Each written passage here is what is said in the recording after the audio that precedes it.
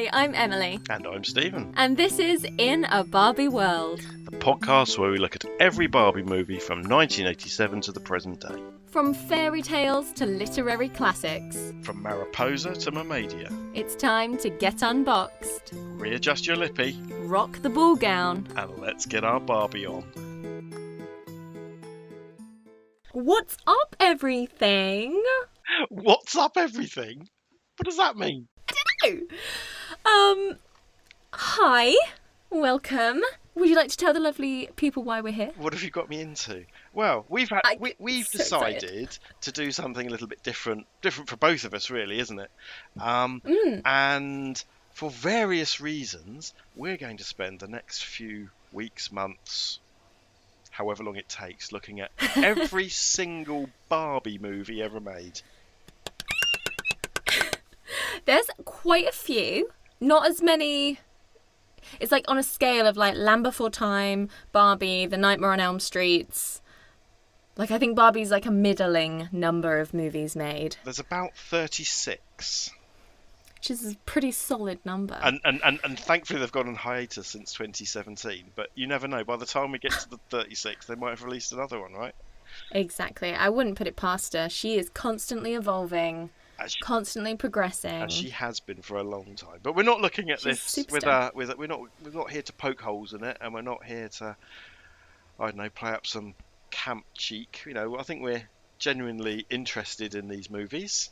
Certainly, I'm interested in the first few, although not necessarily today's movie, but those sort of post 2000 CGI movies, because that's when my kids were growing up, and I've got two young daughters and they love those bloody movies, and I've seen them a few times.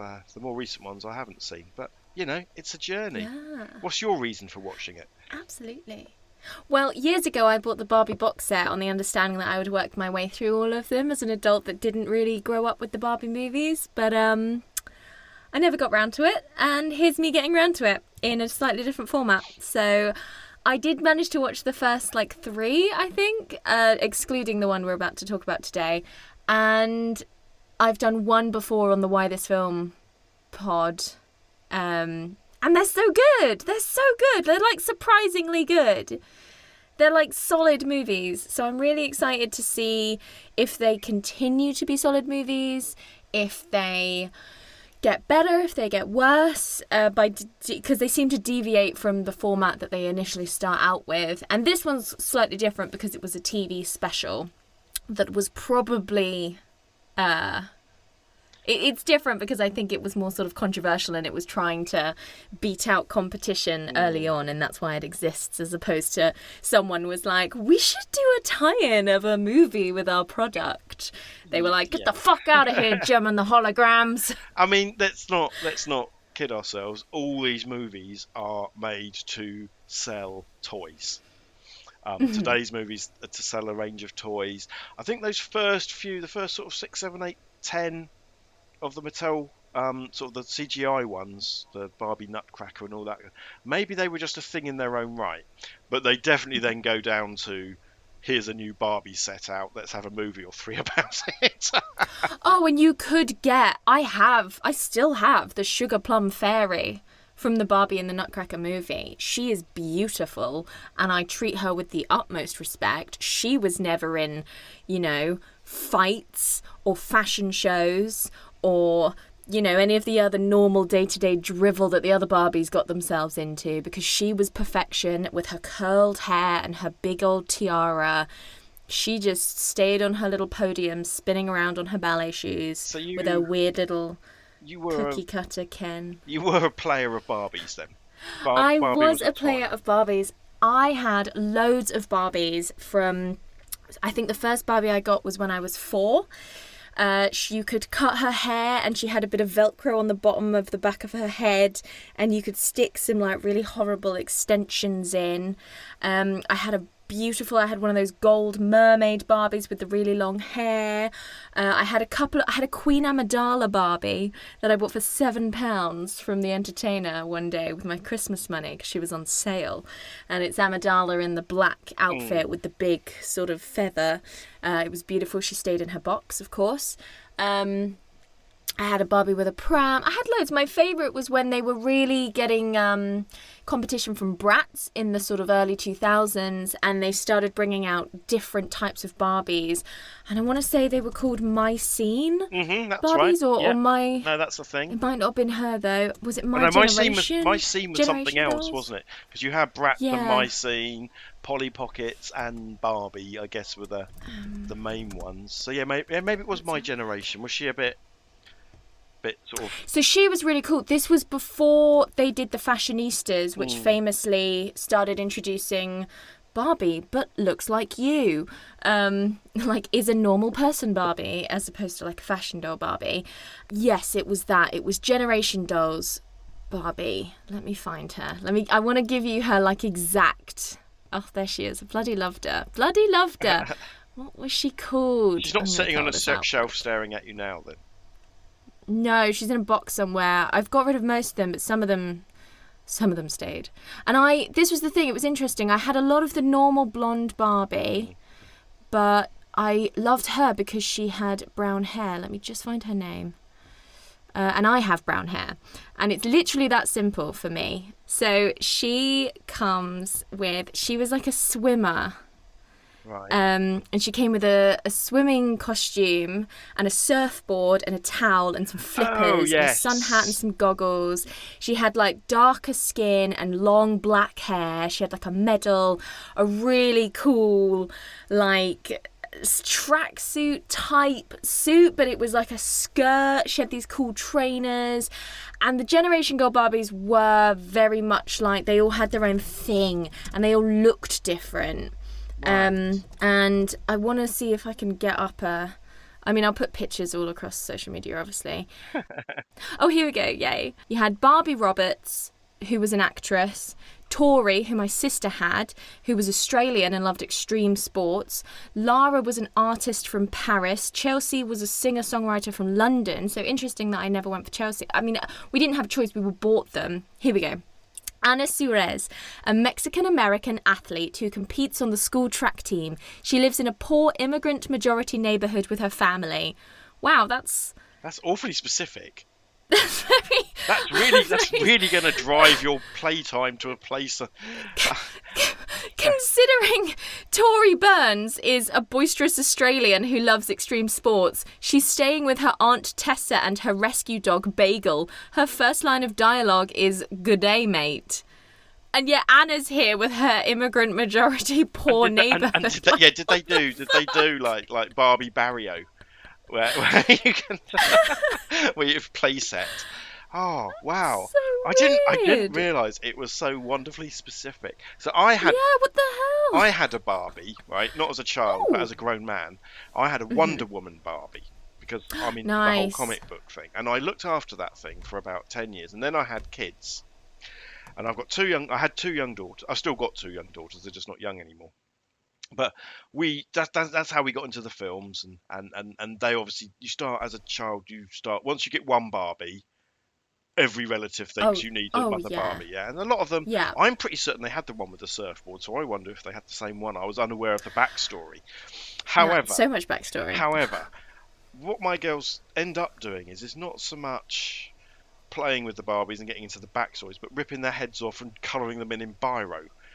And no, and they're a bit like Sid from Toy Story. I sense the thing. And then one day they got hold of my Wonder Woman Barbie, and she no longer was in her box. Oh, hair cutting. Yeah, no Velcro for them. They'll just fucking hack the hair off.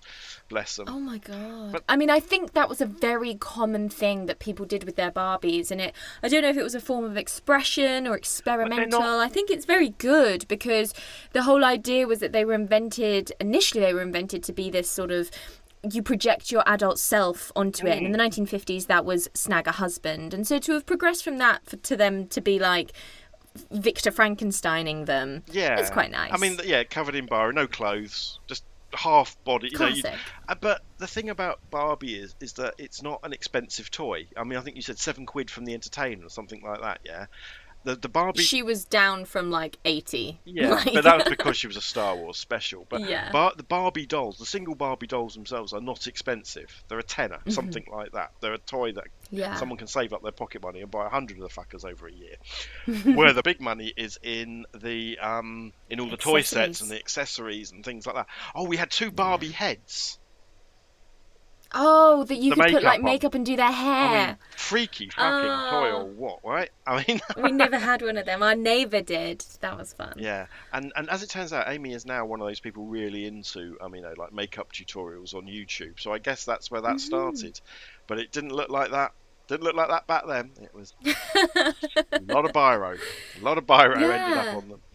It's interesting, and like Barbie has always changed her face and her sculpt with the times. If you go to Netflix and watch The Toys That Made Us, there's a Barbie episode which I really highly recommend, and it breaks down her sort of timeline of change in terms of what she looked like and why. She's always meant to be a reflection of the time, and we're in an era at the moment where a few years back we did have the fashionistas where Barbie now has hips and looks Asian and like more options of skin tone and skin colour and culture and clothing, and like Ken has a man bun and all of these things, which blew my mind. And every time I was in a toy store for that entire year, I'd be like, look, Barbie, so progressive. But apparently I think there has toy been sales. Yeah, I think there has been an element of progressiveness about her all along. I mean, it wasn't very long into Barbie when you had Barbie the astronaut and things like that. So there's like the 60s. Yeah, so you had an element of this wasn't. So a lot of dolls up to then are about babies, aren't they? And they are really about, oh look, you can have a baby and you can take it out for a walk and change its nappy and feed it and be just like mummy, yeah. With your younger sibling, and there is a bit of, and this is what you're going to become in 10 years, 15 years time. Yeah, there's an element of that. Whereas I think Barbie's always had, a bit like, we us guys, we had Action Man, or in America we've had G.I. Joe, and all the doll type toys up until 1977 were military based. Yeah, it was, and that I guess that was what we expected to do. I don't know. I don't remember growing up in a police state. Was the 70s? Wasn't a great time. But then of course it changed because then 1977 came along and George Lucas worked out how to wangle loads of money out of boys by doing a different sort of doll, which they existed before. There's a long history of science fiction dolls and things like that, up and down, not just in the West but in the East as well. But the toys for boys and the dolls for boys and for both genders or all genders became much more of a thing after that. And I think Barbie's just rolled with those times. She hasn't stuck there just being a fashion doll. And no, she's been very smart and really trying to appeal to the young, and she didn't really ever get truly major competition until the Bratz, and that started her slow downfall. This movie that we're going to talk about was an example of her very first competition, and she fucking went to town and beat the shit out of it. Well, she tried to, for sure. Which is really funny, but I've always loved Barbie. I really have. I've never agreed with all of those articles that kept coming out in the sort of era of like I guess political correctness, although like I don't mean it in that sense. When people started coming for it as like it's a bad role model for girls because her boobs are too big, and if she was I'm like, I never held Barbie as an 8-year-old and was like, guess I should stop eating because my waist isn't in proportion with this tiny plastic figure. And you get these articles, don't you, telling you what would happen if someone really looked like that. And of course there's always been, so it's like it's a fucking doll. There's a handful of women and a handful of men in the world who do plastic surgery eyes themselves to look like it. Yeah. But that's coming from a completely different place. I don't know anybody. I've never encountered a woman in my life that felt pressure from a piece of plastic to look like Barbie. And of course, ironically, in the States, in California, lots of girls do look like that because there's a lot of white blonde girls in the States, yeah. But in other countries there wouldn't be, and you would still get. I went to Thailand in around sort of turn of the millennium, and in the shops there were Barbie dolls that weren't white. There were brown ones and black ones, and lots of dolls with different sorts of national dresses and things like that. So it's always appealed to people. It just so happens to look like that. You can't have an infinite variety. And there's a reason for it. There's a reason that she looks the way she does. She was invented to be able to put clothes on and off of. And it's so satisfying to Velcro a dress onto your Barbie doll because of her proportions and the way her arms move and the way her waist fits. It cinches in and it fits the clothing, and it's meant to be more like a mannequin than a human representation, and you're meant to just use it to project your dreams as an adult onto it. Maybe it was that it fell into especially in the early 2000s, where we were becoming a bit more aware whilst also doing the most damage of like women and the plastic surgery on the front of magazines and body image and all of these different things. And so perhaps it was part of that argument, like, whilst we're here with your Photoshop and your plastic surgery, the Barbie doll must be a part of that problem, when I always thought she wasn't, but I can see how people thought she would be. And this is just my opinion. And if you genuinely grew up feeling like you ought to have looked like Barbie, again, I never wanted to be blonde because Barbie was blonde, because there was always brunette Barbies. And maybe that's very simplistic for me to say, so again, I'd be interested to hear other people's thoughts growing up with them. But yeah, I was never like, oh no, I must look like this. I was always just like, fucking come here, we're fighting now, we're going off on an adventure, and grab your rucksack. No more than anybody surely felt pressure to look like a Bratz doll, or their dead-eyed brethren, the Funko Pop. No, I don't think anyone really wants to look like that. But they maybe there's a more emotional attachment to the Barbie. Maybe its popularity is what worried people. And in this program, they talk about early Barbie. Bathroom Barbie came with a set of scales that was constantly set to a very ridiculous weight, and a how to lose weight book that on the back said don't eat. And then when Talking Barbie came out, she said things like, math is hard, which, you know what? Math is fucking hard, okay? Barbie's just out here spouting facts. She's not perpetuating stereotypes of women. She's just saying it how it is. Math is fucking hard. Obviously, what they should have done, if they wanted to use her as a role model for young girls, is either not do that or give her 4 friends that are like, math isn't hard, Barbie. You just need to put the numbers in a different place, or like Math Barbie that's like super into it. Yeah, well, or whatever. I don't know. Well, we're going to find one of those Barbies out soon. But there's a complete 180 in Barbie's capabilities in the film we're going to talk about today, where she's a polymath of the highest order. And again, you can have equally as unsustainable goals as Barbie's breast and hip size as in her achievements. How many people are ever going to become an astronaut, regardless or president of gender, of the United States, or the president? Exactly. So I'm okay with her just being somebody a doll. Also, she had that fantastic Afghan hound. That's the one. Oh my God. That's the one thing I was really jealous of with my sister, is that I think she had a Cindy, but she had a Barbie Afghan hound. And nice. And every time I see an Afghan hound, which isn't that often, but you see it and I just think, Barbie dog. I don't even know that's a current in continuity dog, but that's the most amazing dog. It's like a dog that looks like a Barbie had sex with cousin it. And it's just the most amazing thing, and I just always think that's canon, and that maybe Mattel made it. Yeah. And maybe it's not even a real dog, it's a robot or something. That's fantastic. Love it. But no, she's a funny one with a bit of a history on her. I mean, she came from a sex doll. Indeed. Originally. So that's interesting. Look that up. I think it's very easy to come for Barbie.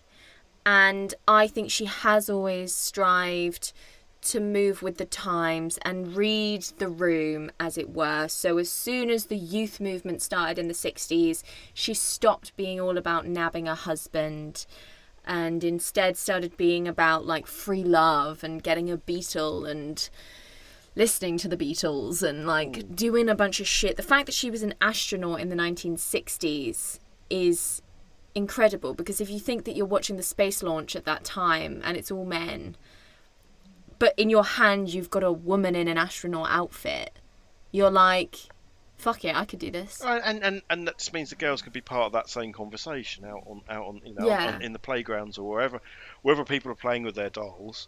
There's no segregation between boys and girls anymore. And again, you're giving Barbie a lot of credit. But it's Mattel, the toy company, has to sell the toys, and so Mattel is able to read the room, and because they want to sell them, and not many toys have had the longevity of the Barbie doll. She's gone. And when you think the ones that do, it's like Lego bricks, which are just endless imaginative play. Barbie does have a structure that she must stick to fundamentally, and that she's a fashion doll in that sense, but she still manages to have this endless imaginative play aspect. Oh, absolutely. And and people, and you can integrate her with, kids don't care, do they, that nothing's to scale and things like that. My sister and I used to play. I had an Action Man. She had, I think she had a Cindy doll, but with Barbie things. And then my kids, they did their best Sid from Toy Story on their Barbie dolls, but they would, Barbie would interact with cuddly toys and things like that. It may be a fashion doll first and foremost, but kids do what they want. Yeah. Oh, 100%. I think my Barbies met the Sylvanian families. I think at one point they went on an adventure with some Polly Pockets. But yeah, I always loved her. They all had so many adventures, and it really was the Generation Girl Barbies that we played with the most. Oh my god, I had an Olympian Barbie who was from America. Like, my relatives had brought her from America, and she had short hair and goggles. Yeah, hair that was like right up, and she was like an American Olympian swimmer, and she swam. Like, you'd like either crank her up or like move her. She was able to like move her arms and legs in like a swimming motion, and she could swim across the bath without assistance. And she had like one of all those, of her medals. Like those bath. Do people still have bath toys like that? I remember stuff like that. Yeah, I guess. Because I was just thinking, like that kind of thing. I also had a $6 million man. I don't know if you remember him, the Bionic Man, and he had a great big red thing out of his back that made his arm go up and down. That's what you reminded me of then. and he had a plastic car engine that he'd lift up, and then there'd be rubber bits where you could run the rubber sort of fake skin down his arm and see some electronic components inside. Ooh. So I had Action Man and that, and the $6 million man, and the Evil Knievel doll. But boys just didn't have the $6 million man doll. Was that in a red jumpsuit, and there was a couple of bits of play with him. The Evil Knievel doll was Evil Knievel with a helmet on, and he had a stunt bike that you but they were just functional for that one purpose. Thinking about all the Star Wars toys, you can't undress Luke Skywalker and dress him up as someone else. But Barbie is more functional, I think. Yeah. But she's a phenomenon, and yes. and she's a gay icon. She's a feminist icon, if you wanted to put it that way, and she's ubiquitous. She's been ubiquitous since the 50s. Yeah. And she's like a Blue Peter badge. When celebrities have a Barbie made of them, they're always very chuffed and they're always very honoured, because she's such a big... I mean, I think and she really does move with the times. I think she got a YouTube channel and she started doing vlogs. She obviously has a movie line. I think I had Barbie roller skates, a Barbie umbrella, Barbie duvet, Barbie pyjamas. Absolutely. The whole shebang. Basically the pink tax for like children.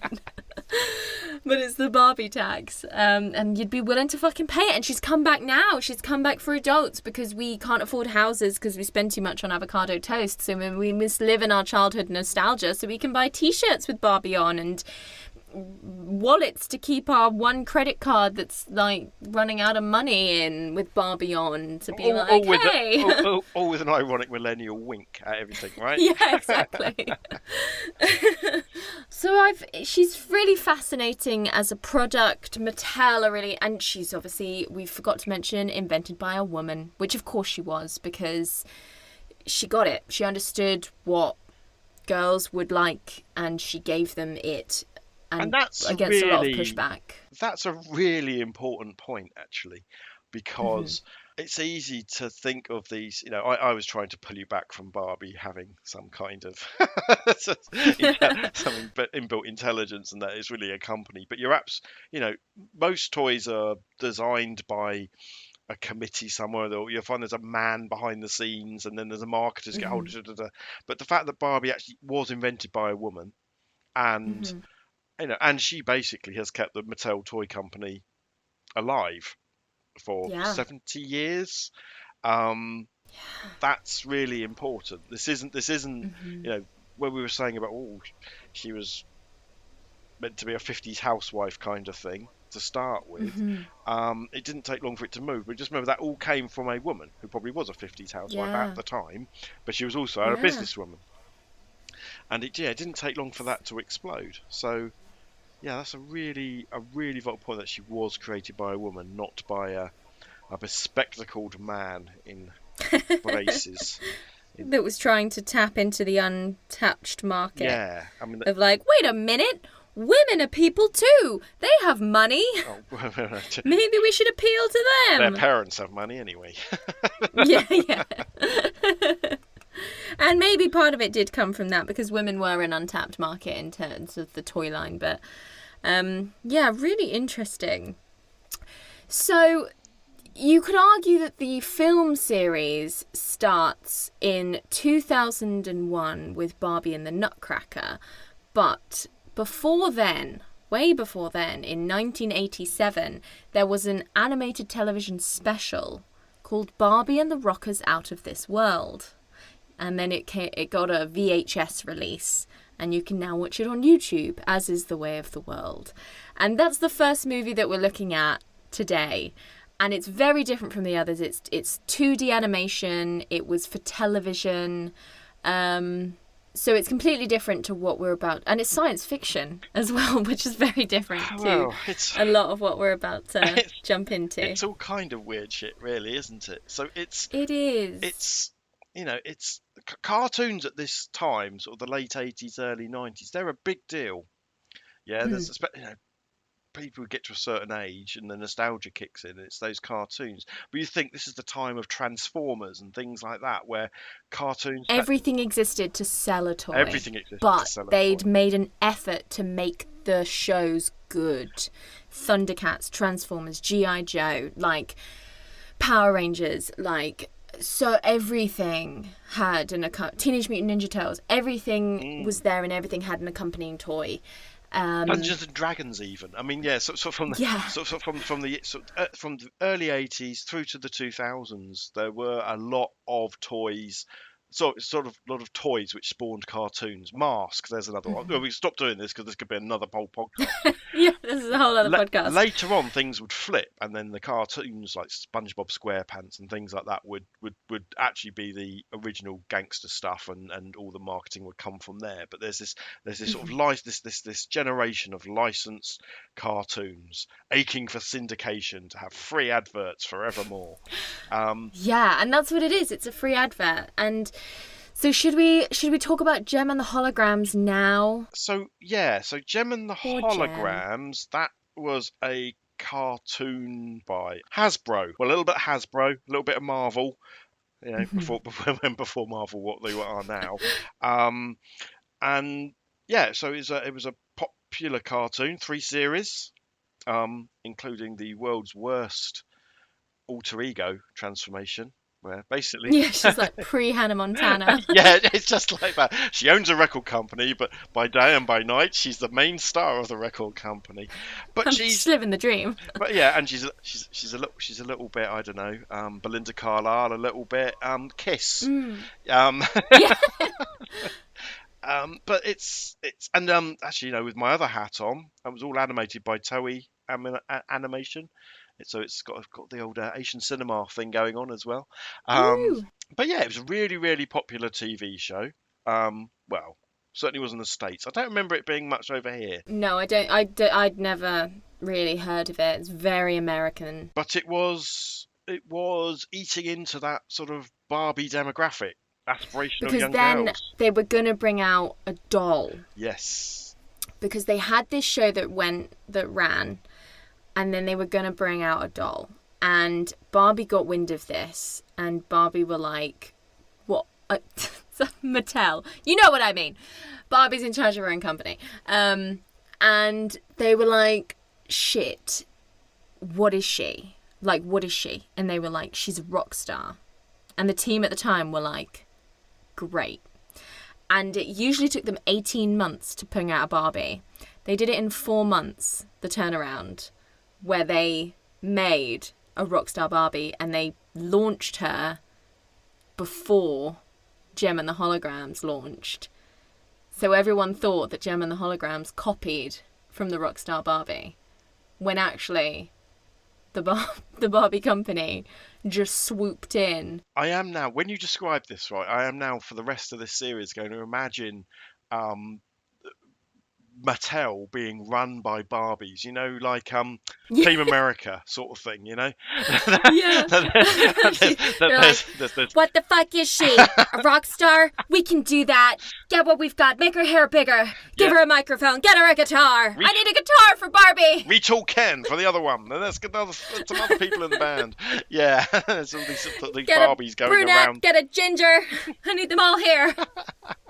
And we're making a band. And not only that, this is it has got a band, and it is quite a progressive band, I would say, for the time. Well, it's a ticky box band, isn't it? It is, but they all have the same personality, but they look different. And they've all got their names begin with D. yeah. But again, 1987, there wasn't a lot of that. No, but I find that so funny that they slapped Gem and the Holograms down before she could get out the gates. before she could even do anything, and Gem's there like, what the fuck? And Barbie's like, ha! You'll never overtake me. I'm Barbie. I'm not. Yeah, I'm not just a fashionista. I'm a corporate fucking predator. I'm the apex doll, and I'm gonna beat this shit down. Yeah, I think we might hear more about this later on in I other love shows. it, and the woman in charge at the time talks about, if me and my team were there when Bratz appeared, Bratz would not have lasted as long as they did. I would have torn Bratz apart, but it was a new team by that point. So yeah, props to you crazy lady. Go for it. You gotta do what you gotta do in the Barbie fashion toy line world. And a few years ago, they brought them out again. They redid it. I'm just this Barbie.fandom.com is really going to affect my my searches on various websites now. I can see what I'm going to be. Your algorithm's fucked now. Yeah, fantastic. It's I'd never heard of it before. I've got to be honest with you. I'd never heard of this film before. Well, these sort of 2 TV shows that have been bonded together to make a TV movie. I'd never heard it before. But then you find all these people, especially Americans, bloody love it. And it's a really formative experience for them to see their toy in this cartoon. But of course they overdid it, because it's meant to be like a daily cartoon for the mornings, but they only ever made 2 episodes, and I guess it costs quite a lot to make a cartoon. And they didn't need it. They done what they needed to do. Barbie doesn't need a cartoon. She kicked. She's on it. She kicked Gem in the nuts. Get the fuck out of here, Gem. That their work here was done, I suppose. Should we talk about the show? Yeah, so it's Barbie and the Rockers Out of This World. So Barbie is a musical sensation. She's a rock star and she is beloved beyond any rock star in reality that you've ever thought about. If you think of the most beloved pop star, rock star, even just person on the planet, none of them live up to Barbie and her rockers. It was. What if Madonna had really been a virgin? Had taken and the fucking world, I mean, planet. I mean, Russia loves her in this. Every country in the world, I think she's the greatest person and band ever. And I mean, she's fine. She's very nice. She's very kind and thoughtful. She's very talented. A lot of original songs, a couple of covers. And she's got a very diverse group of friends that she hangs out with all the time. She's a bit Mary Sue-ish, but, that's not necessarily a bad thing. And I would say a little bit of a control freak, because her band... All the best people are. She doesn't quite let on what they're going to be doing next. No. So they finished this world tour and they're super bummed. They're like, oh, Barbie, we love performing with you is our life, oh my god, what are we gonna do next? And Barbie knows what they're doing next, but she keeps it a secret from them, and they get an official invitation and she's been made ambassador of world peace. The stakes are high in this movie. And who is Barbie's she like, right, to? well, it's normally it's world peace or bust, I guess. Let's fucking go. When normally you're an ambassador, you represent something to other somethings, and she's just world peace. She's just, I guess, if aliens come or something. She's ready. Speak to Barbie. She's the ambassador of world peace. She's in charge of all that. we go see Barbie. As a world, as the United Nations, we've just given up on that. We've given it all over to Barbie given it to this pop star, because her skill with a microphone and micromanaging her band's lives has made her the ideal person for this. We thought she was incredibly qualified, so she's super pumped. And it turns out that they're going to do one more concert to sort of send out this message of world peace, and she finally lets the cat out of the bag, where this concert in question is going to be in space. And her band are like, I'm sorry, what? Training to be an astronaut takes 35 years, Barbie. What the fuck do you think you're playing at? But don't worry, Barbie is multi-talented. She trains to be an astronaut in about 30 seconds. She's on it. And not just, not just... she's going to learn a lot of things. So we were talking earlier about how Barbie, couldn't do the maths. Now she can do the rock band and fly a fucking space shuttle. Oh yeah.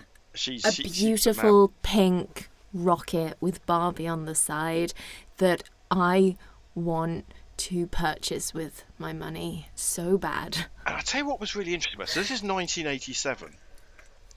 The year before... You won't remember this, but I remember this. I was not born. Big time. I was born. I was, in 1986, I was 15 years old, and I remember watching the Space Shuttle Challenger explode on television. Oh, God, I saw that in Glow. And it was a real moment. It was one of those moments that we don't have very often these days. Yeah. Where the whole world experienced something in real time as we watched it. And it was a real kick to the American psyche. They obviously had space disasters before, but this was up there front. So I was really interested. Barbie, a year later, so I guess the animation might have been happening contemporaneously with it, had a pink space shuttle when that was not necessarily a fantastic symbol for the time. So just a little sidebar, but it's just one of those shared moments. The last time I remember we all watched something was 9/11. That everybody saw that on TV at the same time and we all experienced. Now we watch everything in a +1 or in a YouTube world, or we don't necessarily experience things. There's no sense of community anymore. No, and it's also about experience it in that moment. So we all watched it. Yeah. I watched The Crown the other day, and they were doing Diane Charles's wedding. We all watched that, and we had street parties, and we all did that at the same time. Yeah. Now, well, there's some royal people. Well, Meghan's wedding was at the weekend, wasn't it? So it was like, if you've got time, I guess. Yeah, and there are people that are really into it, but the rest of the world, meh. Yeah. It's just a thing that happens. So yeah, I just thought it was fascinating that this. I had to double check because I was thinking I'm pretty certain that was the same time, and it was. It was. Yeah, literally 12 months later. That's really interesting that there was no. And I think if it had happened today, there would have been there would have been a bunch of BuzzFeed articles and a bunch of Twitter posts about people being like, Barbie incredibly insensitively sends her main character into space 1 year after the Challenger disaster where a teacher was killed or whatever. Like, do you know what I mean? Like, whereas back in the day, people were just like, clearly these things are not related. Barbie's just going to space, you guys, to sell some toys. Yeah, there was some bad shit going down in the late 80s, but I think some things were better. And we were able to disconnect between children's entertainment / marketing vehicles and, really, really tragic experiences. Real life disasters. So she and her band trained to become astronauts. They do it very successfully. They do it in much less time than they're doing the right stuff. Much less time. They do it in the same length as a Lovin' Spoonful song. Pretty much. Because the music, I have to say, like I did have to watch this through twice because it's...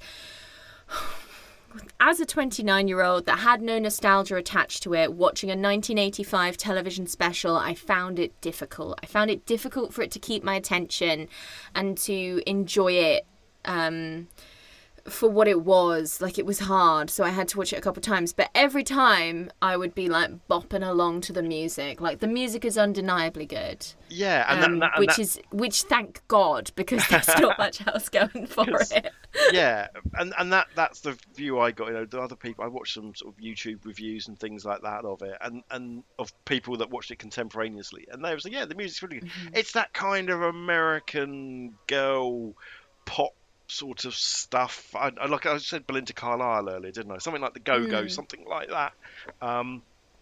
Not quite Tiffany and Debbie Gibson, but that kind of. It's fun. It's like it's pop rock. It's got a beat to it. Yeah. It's pop rock. You can bop along. And it's not. No one is going to dislike it if they heard it on the radio.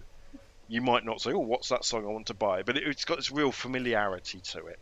Yeah, you'd let it slide. You'd be like, yeah, and as you say, a couple of harmless covers. Barbie's lip syncing abilities are dreadful, but I'm blaming. So bad. I'm blaming the animations for that rather than Barbie. Maybe if she'd micromanaged and done the animation herself.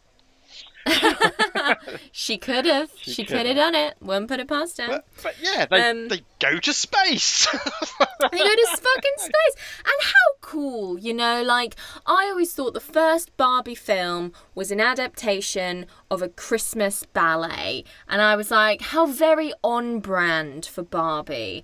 When actually the first Barbie, arguably movie that we've decided to take canonically, is her being an international success as a rock star that has a pink rocket and goes to fucking space and announces world peace. I'm like, yes, that's much better. They've like pitched it so high that you've just got to be like, yep.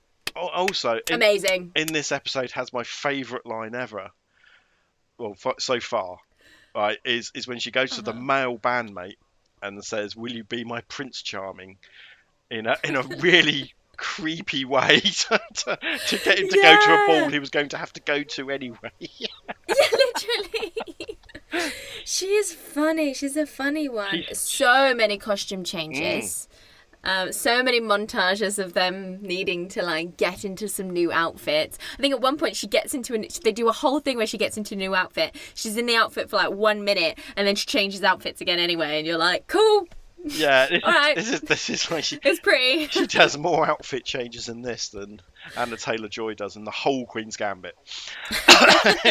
it's I was just thinking, if they did make this today, it would be a 12-part series where they probably would only just taken off at the last moment. I mean, so much happens, although at the same time, so little happens. Nothing happens. There's some big freaking ideas. That is the big takeaway. Yeah, very little happens. So she's like, cool, world peace is like in motion now. Congrats to me, I'm Barbie. And then as they're trying to get back home, they're playing some tunes that are so vibey, they create a time loop and they go through the like time tunnel that they've made with their cool jam on their instruments, and they've Back to the Futured it. They've literally gone back again. A film which only came out a couple of years before. They sort of said, "That's an idea. I'm having that." That'll do. People like that, didn't they? And they've landed in 1959, and everyone is totally chill about it. Absolutely everyone is A-okay. Are you a Martian? No, I'm a human. I'm from Earth like you. Is today not September 28th? It is September 28th, 1959. And they're like, oh no, how did we do that? And you're like, you can be a bit more panicked if you'd like. And no one really cares. You're entitled. Oh, it looks like we're stuck 30 years in the past. What are we going to do? Let's go to the malt shop. That's what people did in the 50s. Let's go get some cool, like, poodle skirts and a milkshake and think about what we're going to do. They don't even do that, though. They don't think about what they're going to do. They're like, let's change our band name from the Rockers to the Sensations, because this is the 50s, 60s, or whatever, and do, like, a cover of a song that hasn't come out yet and become successful here in the past. And everyone's like, that's your plan, Barbie? That's what you've just succumbed to? We're just going to stay in 1959 now and just become international sensations here instead? I have family. I have a child back home, Barbie. I agreed to come on this tour on the understanding we'd be back yesterday in the 80s. And there's like there's one moment they sort of do talk about maybe the grandfather paradox or something like that. All the big questions of any other film which or cartoon which uses time travel is always very careful about the butterfly effect and the grandfather paradox. Not Barbie. No, Barbie doesn't give a shit. She does one moment. She does mention something that they can't do because it would mess with time. But frankly, let's just be what we are now. And it really is just like, let's make sure our name isn't the same. My name can stay the same. Because Barbie, but your name's going to have to change. That. Barbie's timeless. It's a timeless name. No one's. Loads of people are called Barbie. Yeah, but rockers, no, must be the Sensations. Absolutely not. So she's very chill about it, which is nice because as a child I wouldn't want to be frightened or upset that they found themselves 30 years in the past and were like freaking out about it. So I get it. I get it, but she's very chill. This leads me to the core of what is wrong with this whole thing. Is there is no sense of threat. There is no sense of drama. Yeah, there are no stakes. There's no stakes at all. You know, there's many ways that you can write a script, but normally there's some rules about climaxes and dramas and something that's going and to like change even things. Something like, oh no, Barbie, you better make sure that you're home you've got 2 days that you can hang out in 1959, but then you really have to sort of get home because otherwise something bad will happen, or like you'll be missed, or like, you know, just some weird non-threatening, because I still don't want them to be like about it, because I'm a child watching Barbie like chill out in the 50s. I don't want to be freaking out, but some sort of reason as to, because she just settles and she's like, I guess I live in the 50s now.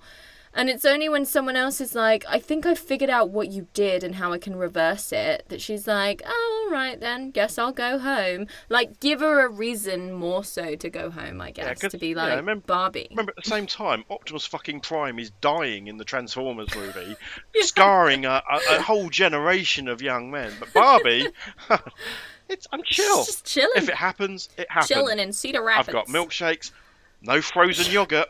That's a problem. Yeah, but we can dig no it. No fucking frozen yogurt. No froyo. Frozen what? But yeah, but luckily, I forget what the name of the doctor is. So there's this scientist that happens to be hanging around with his young daughter, who just goes off with Barbie, who's got no friends, bizarrely.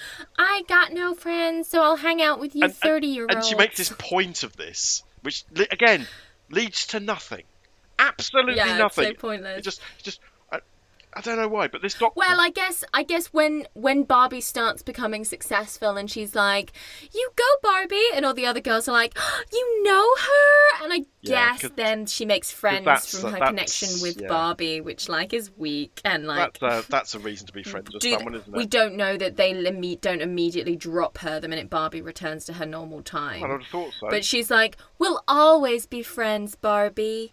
And Barbie's like, "Yeah, kid. Of course, that's 100% going to be a thing that happens." Even if I'm stuck in this time, I'm going to hang out with 8-fucking-year-old. Yeah, because that's what I do. Jesus wept. But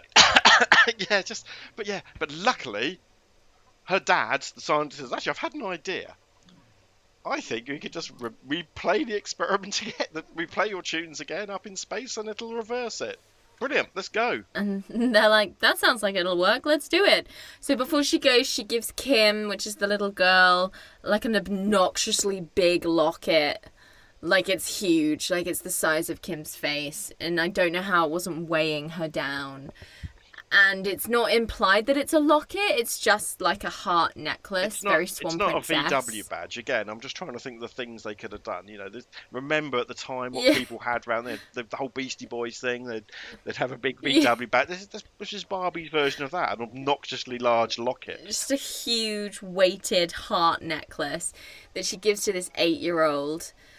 And they play their final concert, and then they like go back in time in front of everyone. And again, we can only assume that everyone was totally cool about it. So they're like, they'll be like, "Do you remember when Barbie and the Sensations were like the biggest thing on the planet in like 1959? And then one day they played their instruments and a big blah appeared and they disappeared, and like, we didn't really do anything about it." And then like, 30 years later, another band came and disappeared after playing their instrument. Yeah, the whole thing is... But it's just lack of threat. It's just... Yeah, complete lack of threat, because they come back bang on time for their return home tour. I mean, her vocal cords must be exhausted. She's sort of been doing concerts non-stop.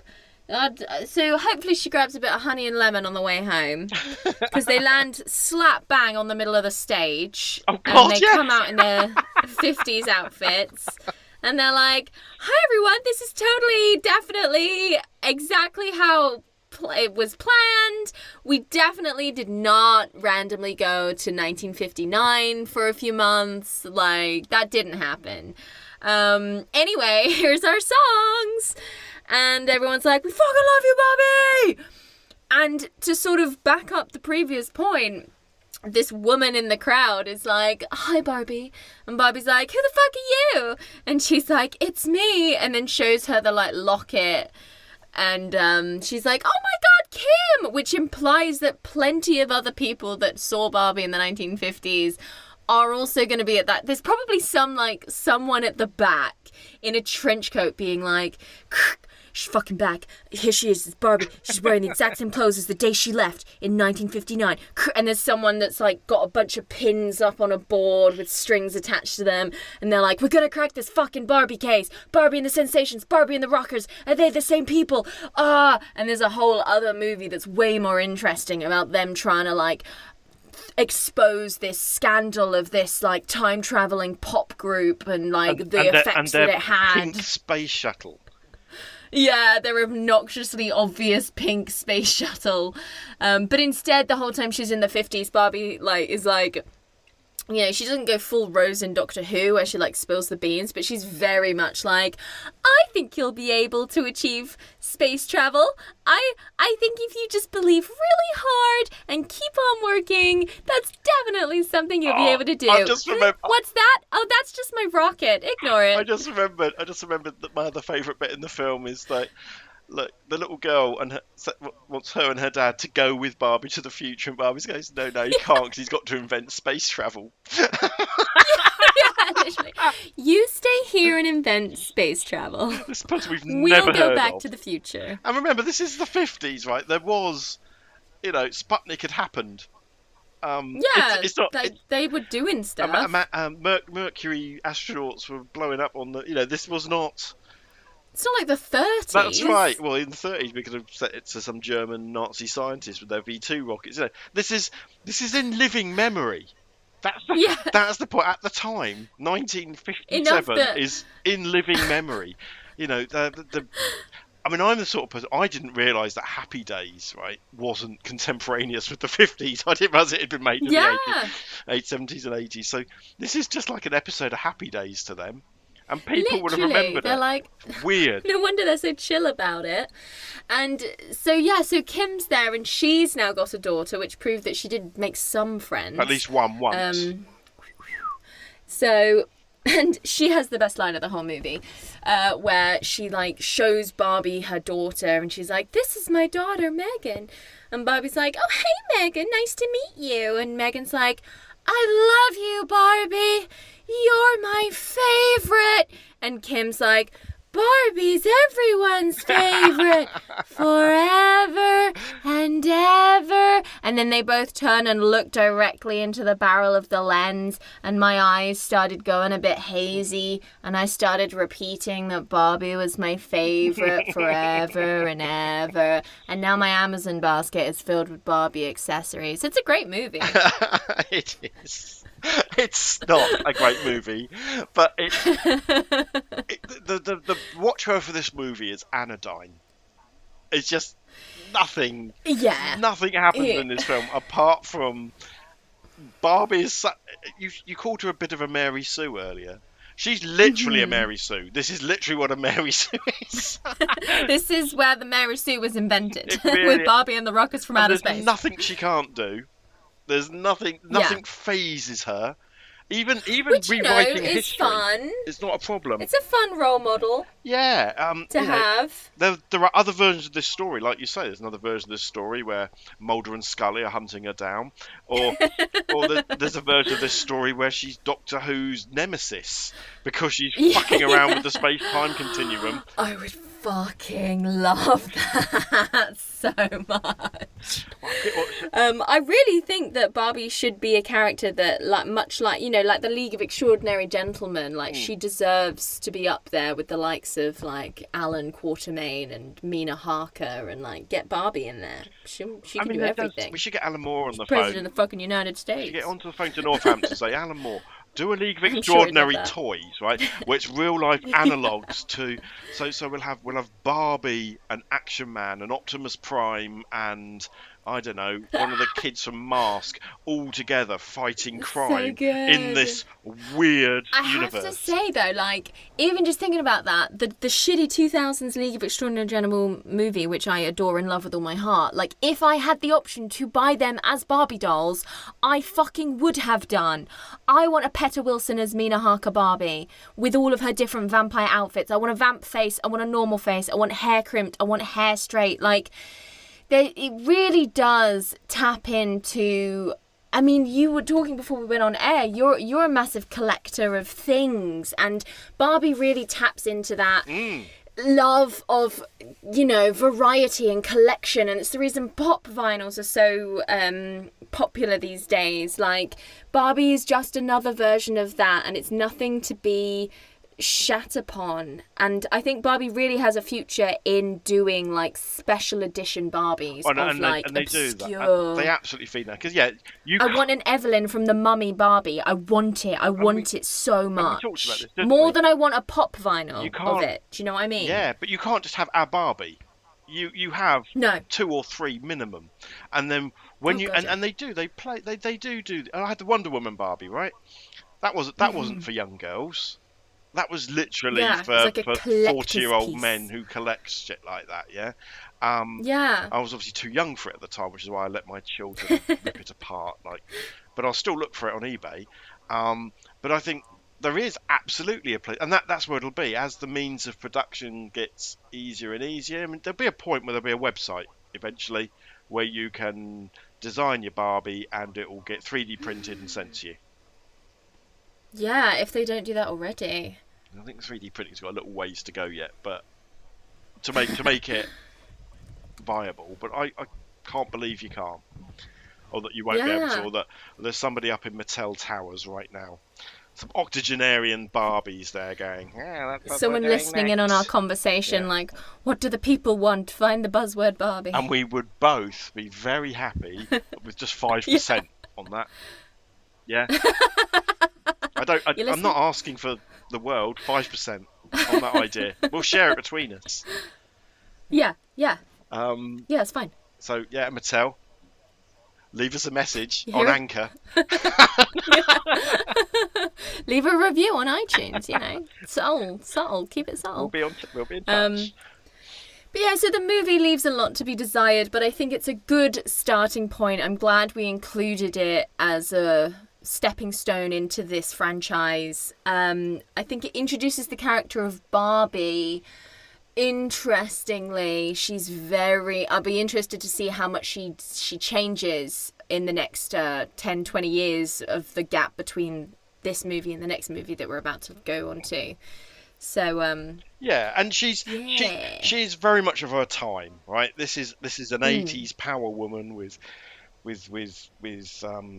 shoulder pads and the lot, and this weird. I mean, Gem of the Holograms is the same. These weird outfits that people are wearing, sort of powered trouser suits and things like that, and strange makeup. Well, Gem of the Holograms had strange makeup, but I think that was just the 80s. Well, it's not the 80s I remember, but I think there's an 80s in America which is different to our British experience of the 80s, which is this kind of music, this kind of thing.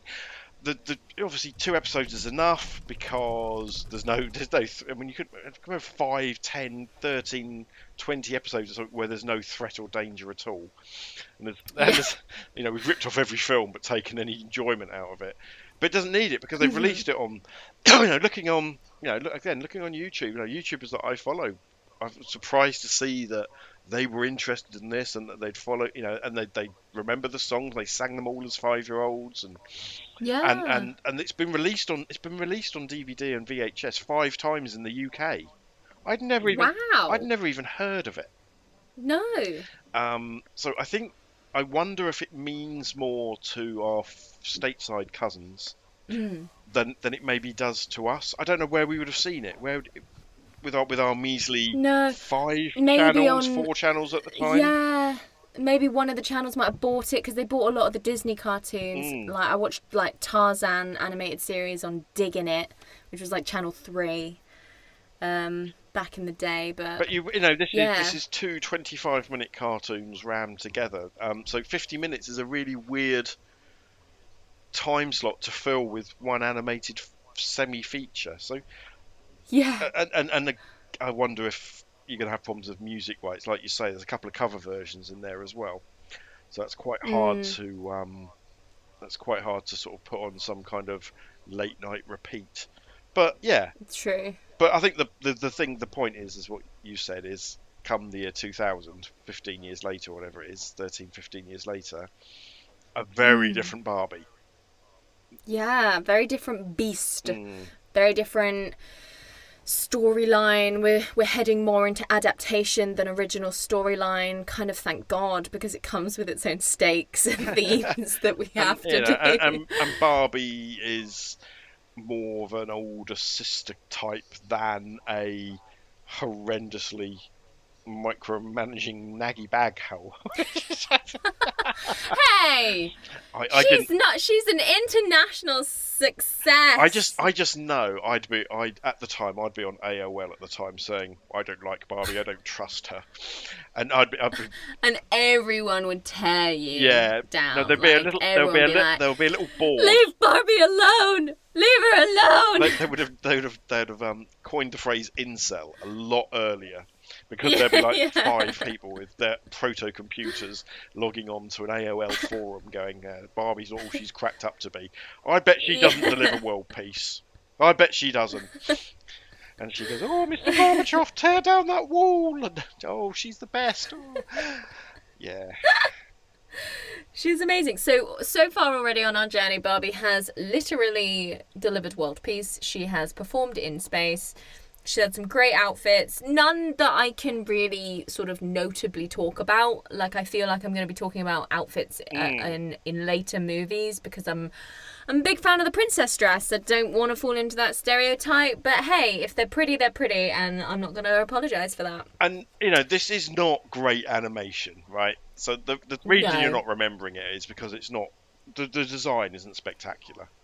I mean, if people just Google the front cover to the VHS, that's a pretty good idea of what it is. You know, it's cheap, and that's because they were desperate to get it out, and they were desperate to get this toy line made. And animation of this time, it's going to go through a sea change. Computer animation is going to change the world in the next 13 years after this. And that is what we will find out later in our later shows. So thank you for tuning in, and make sure to do so again if you're a fan of the Barbie movies. If you're not, and you just want your little mind opened a little bit, you can watch along with us. We're going to do it in order of release, and we will be putting them onto a leaderboard. So stay tuned to find out which Barbie movie will be crowned number 1. We have other shows. Obviously this is on the Why This Film podcast stream, so make sure to be listening to, oh god, that sounded like, it's less of a call to action and more of like an instruction. I'm like, if you are listening to this, make sure that you are also listening to the surrounding episodes. No, do what you want, like, you're your own person, but like, this is on the Why This Film podcast stream. That's specifically looking back at movies of your childhood, different guests every week. If you like the County of Suffolk, or you're like, what's that? Then I can educate you. Head on over to Suffen About Suffolk, which comes out once a month. Stephen?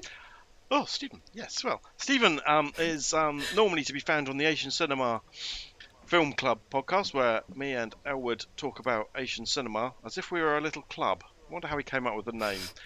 One week Elwood chooses a film, next week I choose a film. We have very different flavours and tastes, and sometimes we invite guests, like young Emily.